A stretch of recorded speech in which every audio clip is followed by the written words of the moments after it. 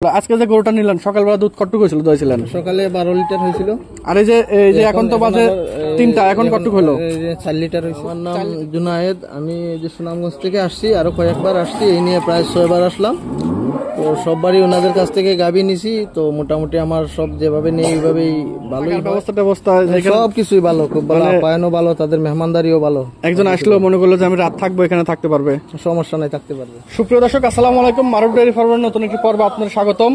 আজকে 30 অক্টোবর, রোজ বৃহস্পতিবার। আজকে আমি সুনামগঞ্জ জুনায়েদ ভাইয়ের কাছে একটা গাভী বিক্রি করলাম। তো ভাই এখানে কিভাবে আসলো, কিভাবে গাভী করলো তার মুক্ত শুনুন। আসসালামু আলাইকুম ভাই। ওয়ালাইকুম আসসালাম। ভাইয়ের নাম পরিচয়টা আমার দর্শকদের। আমার নাম জুনায়েদ, আমি যে সুনামগঞ্জ থেকে আসছি, আরো কয়েকবার আসছি, এই নিয়ে প্রায় 6 বার আসলাম।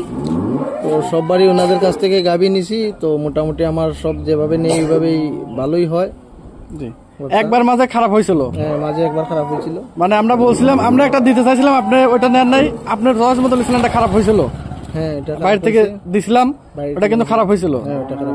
এর জন্য কিন্তু এবার কিন্তু নিজের ঘর থেকে দেওয়া হলো গাভী আপনাকে। হ্যাঁ হ্যাঁ। মানে দর্শক, ইনি এইবার 6 বার আমার ফার্মে আসলো, আইসা গাভী দেখে দেখে ক্রয় করলো। এর কিছুদিন আগে আসছিল ভাই, আইসা বাইরে থেকে একটা গাভী নিছিল, নেওয়ার পরে খারাপ হয়েছিল, ওইটা সে সেল করে দিচ্ছে, অনেক টাকা লসে সেল করে দিয়ে আমাদের ফার্ম থেকে আরেকটা নিল। আজকে যে গরুটা নিলেন সকালবেলা দুধ কতটুকু হয়েছিল দইছিলেন? সকালে 12 লিটার হয়েছিল। আর এই যে এখন তো বাজে 3টা, এখন কতটুকু হলো? 4 লিটার হয়েছে। 4 লিটার মতো। সকালবেলা মানে 11 থেকে 12 এর মধ্যে হয়েছিল, এখনো 4 লিটার হলো, মানে 3টা বাজে এখন। তো এই গাভীটা কত দিয়ে ক্রয় করলেন? 2,25,000। 2,16,000 টাকা আর গাড়ি ভাড়া।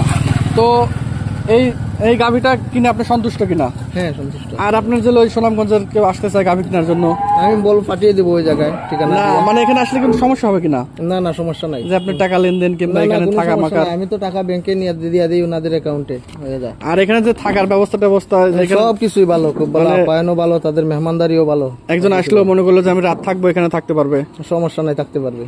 তো আপনার যে মানে বাংলাদেশের 64 জেলা থেকে তো এখানে গাভী ক্রয় করেন, আপনার সামনেই তো কেবল গাভী বিক্রি হলো 2টা। তো দর্শক, যারা গাভী ক্রয় করবেন সরাসরি ফার্মে আসবেন, এসে দেখে শুনে এই গাভীগুলো ক্রয় করবেন। আমার ফার্মের ঠিকানা পাবনা জেলা চাটমোহর থানা সংলগ্নই। আপনারা বাসে আসতে পারবেন, ট্রেনে আসতে পারবেন। বড় ভাইয়ের গাভীর জন্য দোয়া করবেন যাতে ফার্মটা ভালোভাবে যায়, আর গাভীর জন্য দোয়া করবেন, আর আমাদের জন্য দোয়া করবেন যাতে আপনাদের প্রতিনিয়ত ভিডিও দেখাতে পারি। আপনারা আইসা গাভী ক্রয় করলে কখনো প্রতারিত হবেন না। আর যে বিষয়গুলো আপনারা জানতে চান কমেন্টে অবশ্যই বলবেন, আমি বিষয়গুলো উপস্থাপনা করার জন্য চেষ্টা করব। তো সবাই ভালো থাকেন, সুস্থ থাকেন। আজকের প্রোগ্রামটি এখানে শেষ করছি। সবার আসসালাম, আসসালামু আলাইকুম। আসসালামু আলাইকুম।